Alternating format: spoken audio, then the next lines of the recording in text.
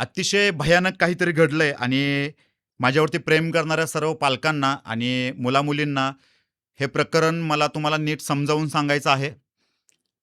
ज्याच्यामध्ये तुमचं नुकसान होणार नाहीये आणि तुम्हाला बऱ्याच गोष्टी कळतील, की नक्की काय झालंय आणि काय चाललंय आणि आपण कसं याच्याबद्दल अवेअर राहिलं पाहिजे. त्यामुळे व्हिडिओच्या सुरुवातीलाच विनंती करतो, की व्हिडिओ शेवटपर्यंत बघा. एकाच वाक्यात सांगतो, काही लोकांना प्रश्न पडला असेल, की इतके दिवस मी कुठे होतो? जवळपास 4-4.5 महिने मी YouTubeवरती व्हिडिओज नाहीत टाकले.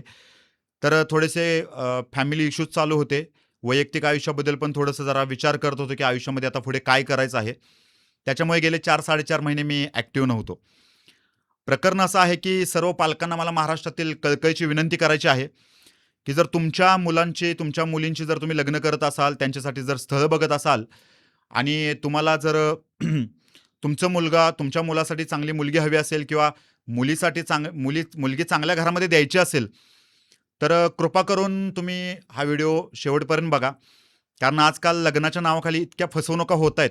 इतकी आपली फसवणूक केली जाते, की ती काही शब्दात सांगणं जमणारच नाहीये. पण जितकं मला गोष्टी कळतात, माझ्याकडे जेवढे कंप्लेंट्स येतात, माझ्याकडे जेवढे लोकं त्यांच्या वेदना माझ्यासमोर मांडतात, त्यांच्या आयुष्यामध्ये जे काही घडलंय ते सांगण्याचा प्रयत्न करतात. यावरून तुम्हाला मी जेवढ्या मला समजतात तेवढ्या बऱ्याच गोष्टी मी सांगण्याचा प्रयत्न करणार आहे. सुरुवातीला मी असं सांगेन, की एखाद्या मुलीचं जर तुमच्या मुलगीसाठी जर तुम्ही स्थळ बघत असाल, तर मुलांकडून आणि मुलाच्या घरच्यांकडून पहिली सगळ्यात मोठी बोलली जाणारी खोटी गोष्ट म्हणजे हल्ली वय लपवलं जातं. म्हणजे मुलगा जवळपास 30-35 वर्षांचा असतो. त्याचं वय कमी करून लावलं जातं. तशा टाईपचे सर्टिफिकेट्स वगैरे पण बनवले जातात पैसे देऊन वगैरे. तर ते थोडंसं क्रॉस व्हेरिफिकेशन करून चेक करून घ्या. मी मुलीच्या पालकांना सांगतोय खास करून. दुसरी गोष्ट अशी आहे, की मुलाला जमीन खूप कमी असते, परंतु ती जमीनसुद्धा वाढवून सांगण्याचा प्रयत्न केला जातो. ती पण एकदा 7-12 नंबर वगैरे मागून घ्या. कुणाच्या नावावरती आहे वगैरे हे सगळं बघून घ्या. तिसरी गोष्ट अशी आहे, की एज्युकेशन. मुलाचं शिक्षण कधी-कधी खूप कमी असतं. मुलगा 10वी नापास असतो, 12वी नापास असतो किंवा अंडर ग्रॅज्युएशन असतो. ग्रॅज्युएशन कंप्लीट झालेलं नसतं. पण धोतांडपणे जसं खोटं बोलतो आपण म्हणतो ना, तसं सरळ-सरळ ग्रॅज्युएट वगैरे टाकलं जातं. एवढे-एवढे शिक्षण झालंय वगैरे. तर ते पण डॉक्युमेंट मागून घ्या आणि ते पण शिक्षण तेवढं झालंय का ते योग्य रीतीने तुम्ही काळजीपूर्वक बघून घ्या. चौथी आणि अतिशय महत्त्वाची गोष्ट म्हणजे पत्रिका जुळत नसते. ती पत्रिका जुळवण्यासाठी तुमच्याकडून पहिला पत्रिका मागून घेतली जाते आणि परत मग जन्मतारखेमध्ये, जन्मवेळेमध्ये फेरफार केला जातो आणि मग मॅच होणारी पत्रिका बनवली जाते. एखाद्या ॲस्ट्रोलॉजिस्टला ₹500-1000 एक्स्ट्रा दिले जातात आणि त्यांच्याकडून बनवून घेतली जाते. कारण कारण फक्त एकच, की लग्न जुळवण्यासाठी. तर अशा नाना प्रकारे तुमच्या फसवणुका होत असतात. अजून एक सगळ्यात महत्त्वाची गोष्ट म्हणजे लग्नासाठी मुलगा जॉब करत असतो. मुलगा घरी शेती करत असतो, छोटा-मोठा व्यवसाय करत असतो. पण व्यवसाय करतोय, शेती करतोय म्हणून सांगितल्यानंतर लग्न कोणी करत नाही. मुली तुम्ही देत नाही अशा घरामध्ये. त्यामुळे मुलाला जॉब आहे असं सांगितलं जातं. त्यासाठी वर्षभरासाठी 6 महिन्यासाठी त्याला पुण्याला, मुंबईला घालवलं जातं. तिथे तो जॉब करत असतो आणि तुम्हाला सांगितलं जातं, की मुलगा आमचा जॉबला वगैरे आहे. अजून एक खोटी बोलली जाणारी गोष्ट म्हणजे सॅलरी स्लिप. मुलाला पेमेंट खूप कमी असतं. 20,000 25,000 समजून चाला, की असं पेमेंट असतं. 45-50 हजाराची सॅलरी स्लिप दाखवली जाते. तिथे सुद्धा तुम्ही एकदा कंपनीमध्ये चौकशी करून नीट माहिती घ्या आणि खरंच त्याला तेवढं पेमेंट आहे का? तेवढं पेमेंट त्याला मिळतं का? याची सुद्धा चौकशी करा. या सगळ्या गोष्टी झाल्या मुलीच्या पालकांसाठी. आता मुलाच्या पालकांनी काय करायचंय? मुलाच्या पालकांसाठी पण मी बऱ्याच गोष्टी सांगतो. बऱ्याच वेळा काय होतं, अनेक मुलींचे डिव्होर्स झालेले असतात अगोदर किंवा अशा पण केसेस मला आढळल्या त्याच्यामध्ये, की काही मुली अगोदर प्रेग्नंट पण असतात, रिलेशनशिपमध्ये असताना त्यांचं अबॉर्शन झालेलं असतं. अर्थात कधी-कधी पालकांना पण ह्या गोष्टी माहिती नसतात. पण या गोष्टीसुद्धा लपवल्या जातात, दडवल्या जातात. त्याच्याबरोबर कधीही मुलांना मी सांगेन, की तुम्हाला जर एखाद्या मुलीला डेट करायचं असेल, लग्नाच्या अगोदर जर भेटायचं असेल, तर तिला एक अट टाका, की तू विदाऊट मेकअप आहे. मला कशीही असलीस तरी तू चालशील. मी तुझ्या सौंदर्यावरती फिदाच नाहीये. तुझं सौंदर्य बघून मला माझ्या आयुष्यामध्ये आणायचंच नाहीये. पण तू जे काय आहे ते ओरिजिनल दाखवण्याचा प्रयत्न कर. म्हणजे माझी फसवणूक होणार नाही. असं तुम्ही स्पष्ट आणि क्लिअर सांगून टाका. बऱ्याच मुलींना सासू-सासरे जवळ नको असतात. ही खूप मोठी शोकांतिका आहे. तर त्याबद्दल पण तिचं मत अगोदर जाणून घ्या. त्या गोष्टी तिच्याकडून बोलून घ्या. अजून एक मुलांच्या पालकांकडून होणारी सगळ्यात मोठी फसवणूक सांगतो मुलीच्या पालकांना. तुमची मुलगी शिकते, लग्न झाल्यानंतर आम्ही तिला पुढे शिकवू आणि तिला चांगल्या जॉबला लावू, असं सांगितलं जातं. पण दुर्दैवाने लग्न झाल्यानंतर चूल आणि मूल एवढ्यापुरतंच तिला मर्यादित ठेवलं जातं.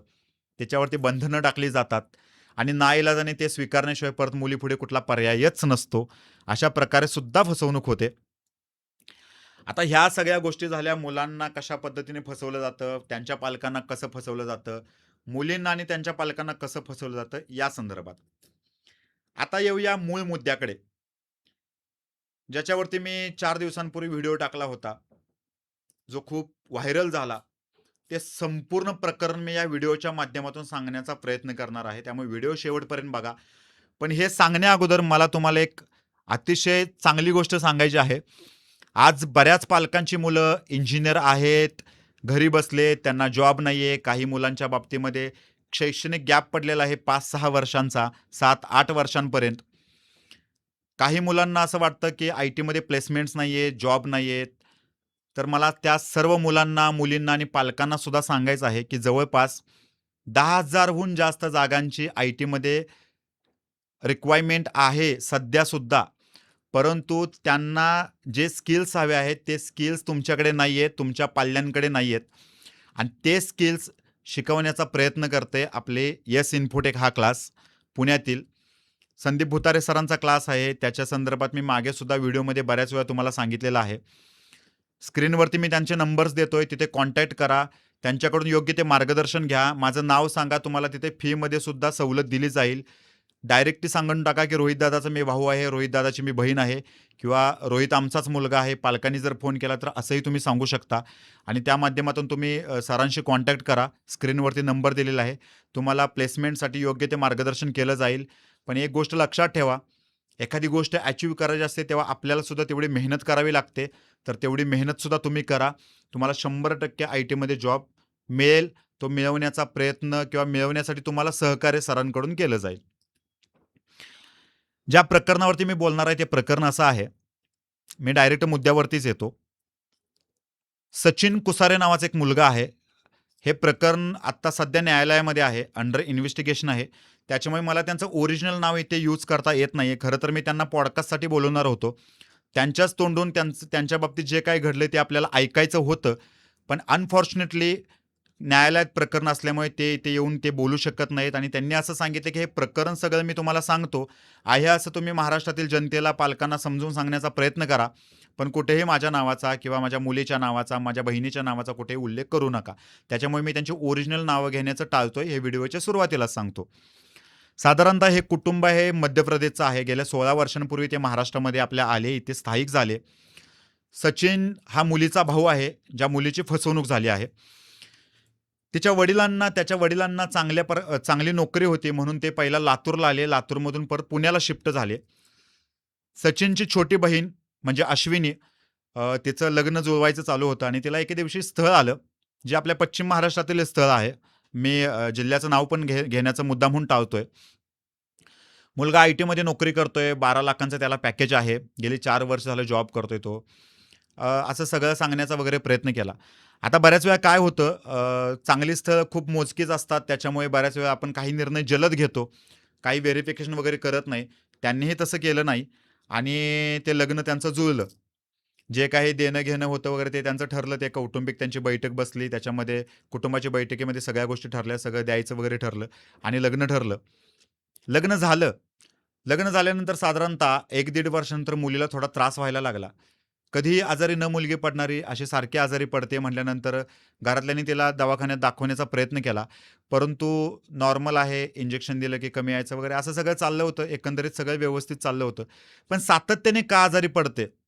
याच्यामुळे तिच्या पालकांना थोडासा डाऊट आला. मुलीला सुद्धा थोडासा डाऊट्स आला. मग काही ज्या मेजर टेस्ट असतात, त्या करण्याचा त्यांनी प्रयत्न केला. त्याच्यामध्ये मग ब्लड कॅन्सर असतो, एच-आय-व्ही सारखी टेस्ट असते. अशा बऱ्याच ज्या मेजर असतात त्या टेस्ट करण्याचा प्रयत्न केला. त्या टेस्ट जेव्हा त्यांनी केल्या, तेव्हा अतिशय धक्कादायक वास्तव त्यांच्या समोर आलं. त्यांची मुलगी ही एच-आय-व्ही बाधित होती. तिला एड्स झाला होता, जो अतिशय जीवघेणा आजार आहे. असं म्हटलं जातं, की त्या आजारावरती आजही स्ट्राँग म्हणजे कायमस्वरूपी बरे होईल असं औषधोपचार आजही तयार झालेलं नाहीये. तो आजार एकदा जडला, की माणूस खंगून-खंगून मरतो. त्याचं आयुष्य मर्यादित होतं आणि तो पूर्णपणे असा बारीक व्हायला चालू होतो आणि एका आई-वडिलांसाठी आणि एका भावासाठी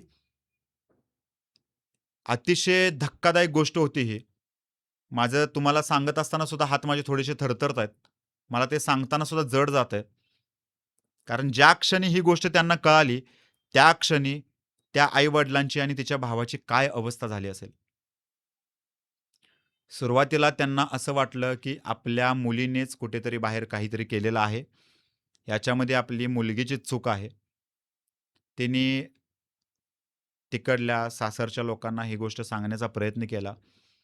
सासू-सासऱ्यांनी मुलीला बडबडायला चालू केलं, बोलायला चालू केलं, "तू माझ्या मुलाच्या आयुष्याची वाट लावलीस," असं-तसं, हे अन् ते. मुलाची पण टेस्ट करण्यात आली. मुलगा पण ऑफकोर्स बायको आहे म्हटल्यानंतर मुलगा पण एच-आय-व्ही बाधित झाला. त्याला पण तो आजार जडलेला होता. आता परिस्थिती अशी होती, की मुलीच्या वडिलांना किंवा आईला कधीच असं नाही वाटलं, की आपली फसवणूक झाली आहे, की मुलाच्या इकडच्यांनी असं केलंय वगैरे. परंतु मुलाच्या घरच्यांनी मात्र मुलीच्या आई-वडिलांना, मुलीच्या भावाला आणि मुलीला दोष द्यायला सुरुवात केली, की आमच्या मुलाची तुम्ही आयुष्य उद्ध्वस्त केलं आमच्या मुलाचं. त्याचं आयुष्य तुम्ही बरबाद केलं म्हणून. परंतु या सगळ्या प्रकरणामध्ये मुलगीला चांगलं ठाऊक होतं, की आपलं लग्नाच्या अगोदर कुणासोबत अफेअर सुद्धा नव्हतं आणि आपण कुठलीही चुकीची गोष्ट केलेली नाहीये. त्यामुळे तिने धाडस करून पोलीस कंप्लेंट करण्याचा निर्णय घेतला, जो की तिच्या फॅमिलीच्या अगेन्स्ट होता. कारण कुठेतरी आई-वडिलांना सुद्धा वाटत होतं, ही गोष्ट जेव्हा बाहेर समजेल, तेव्हा आमची सुद्धा कुठेतरी इज्जत जाईल, आमच्या रेप्युटेशनला धक्का पोहोचेल. परंतु मुलगी कौतुकास पात्र आहे. तिला माहिती होतं, की आपली याच्यामध्ये 1% सुद्धा चूक नाहीये. म्हणून तिने धाडस करून पोलिसांमध्ये कंप्लेंट केली. पोलिसांनी सुद्धा प्रॉपर इन्व्हेस्टिगेशन केलं आणि तपासाअंतर्गत जे कळलं ते अतिशय धक्कादायक होतं. त्या प्रकरणामध्ये असं समजलं, त्या तपासामध्ये असं समजलं, की लग्नाच्या अगोदरपासूनच मुलगा हा एच-आय-व्ही बाधित होता आणि ही गोष्ट त्याच्या आई-वडिलांना सुद्धा माहिती होती.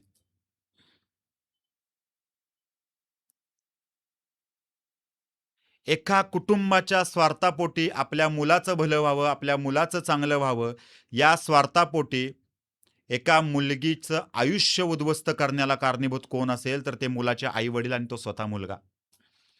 त्या मुलगीचं आज आयुष्य उद्ध्वस्त झालंय. तिला मरण पुढे दिसतंय. मरणाच्या दारामध्ये ती उभी आहे. मरणाच्या उंबरठ्यावरती ती आहे. एक पालक म्हणून मला सांगा, यामध्ये त्या मुलीची काय चूक आहे? त्या मुलीच्या घरच्यांची काय चूक आहे? डोळे झाकून तुमच्यावरती विश्वास ठेवला. तुमच्या घरामध्ये आमची मुलगी दिली. ही आमची चूक झाली. आता प्रकरण न्यायालयामध्ये गेलेलं आहे. न्यायालय पूर्ण तपास करेलच. पोलीस तपास करतील. जे काही होईल ते पुढे होईल. जे कोणी याच्यामध्ये दोषी असतील त्यांना शिक्षा होईलच.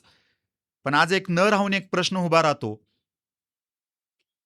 की भले त्या लोकांना शिक्षा जरी झाली, तरी त्या मुलीचं आयुष्य परत मिळणार तिला आहे का? एका हसत्या-खेळत्या मुलीच्या आयुष्याची वाट लागली गेली. तिचं आयुष्य उद्ध्वस्त झालं. त्याच्यामुळे मला महाराष्ट्रातील सर्व जनतेला आणि सर्व पालकांना एक कळकळीची विनंती करायची आहे, कळकळीची विनंती करायची आहे.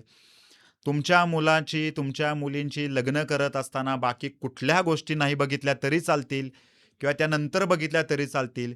पण पहिला मेडिकल रिपोर्ट्स, मेडिकल टेस्ट आवर्जून करा.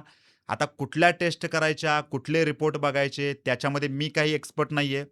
तुम्ही तुमच्या फॅमिली डॉक्टरशी चर्चा करा, डॉक्टरांकडून घ्या. सगळ्या ज्या काही मेजर टेस्ट असतील, त्या टेस्टची मागणी करा. याच्यामध्ये सुद्धा फसवणूक होऊ शकते. डॉक्टरांना सुद्धा मॅनेज केलं जाऊ शकतं. त्यासाठी तुमच्या डोळ्यासमोर तुमच्या डॉक्टरकडून समोरील पार्टीची, समोरील मुलाची किंवा मुलीची टेस्ट करून घ्या. जर तुम्हाला त्याच्यामध्ये सगळं व्यवस्थित वाटलं, तरच पुढे जाण्याचा प्रयत्न करा. नाहीतर तुमची सुद्धा अशी फसवणूक होऊ शकते. त्याच्यामुळे महाराष्ट्रातील सर्व जनतेला मी सांगतो, काळजी घ्या. मुलांचे लग्न पहिल्यासारखं राहिलेलं नाहीये. तुमच्या काळामध्ये खूप वेगळ्या गोष्टी होत्या. सगळेच जणच आपापल्या मर्यादेमध्ये राहत होते. आता कुणाला मर्यादा नाहीयेत. सगळ्यांना स्वातंत्र्य आहे. त्या स्वातंत्र्याचा स्वैराचार चालू आहे. प्रत्येकाला मनाला पटेल तसा प्रत्येकजण वागतो. प्रत्येकजण सेल्फ डिपेंडंट आहे. कुणाला कुणाचीच गरज नाहीये. मी माझं आयुष्य स्वतः जगू शकतो. स्वतः माझं मी भागवू शकतो. त्याच्यामुळे कुणाला काही बोलायला काही राहिलेलंच नाहीये. मर्यादित राहणारं ती पिढीच संपली असं समजून चला. मी अनेक वेळा सांगितलं, की इथून पुढे होणाऱ्या ज्या काही आई असतील त्यांच्या अंगावरती साडी दिसेल की नाही माहीत नाही. पुरुषांच्या बाबतीत सुद्धा त्याच गोष्टी लागू होतात. मी असं नाही की महिलांनाच फक्त बोलतोय. त्यामुळे परत एकदा सांगतो की ह्या गोष्टीची विशेष काळजी घ्या. आणि उद्या मी अशा एका धक्कादायक प्रकरणावरती बोलणार आहे, जे ऐकल्यानंतर तुमच्या पायाखालची वाळू सरकेल. ते प्रकरण ऐकल्यानंतर जर तुम्हाला पुरावे असतील, तर मला पुरावे हवे असतील त्या प्रकरणाचे, तर माझ्याशी कॉन्टॅक्ट करा. तुम्हाला ते पुरावेसुद्धा दाखवले जातील.